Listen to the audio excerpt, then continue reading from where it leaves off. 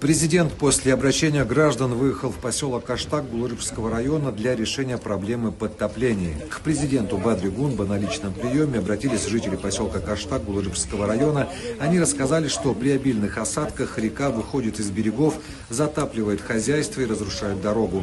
Глава государства принял решение лично выехать на место и провести совещание с представителями управления капитального строительства и администрации Булырбского района, чтобы на месте разобраться в ситуации и осмотреть проблемные участки.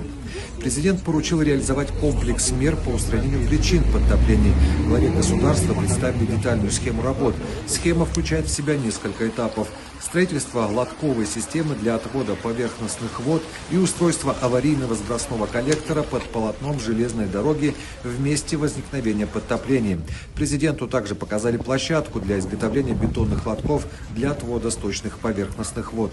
Глава государства отметил слаженную работу администрации Булырбского района с профильными ведомствами при подготовке технических предложений. По итогам совещания президент поручил управлению капитального строительства в кратчайшие сроки разработать проектно-сметную документацию и незамедлительно приступить к работам по ликвидации причин подтопления.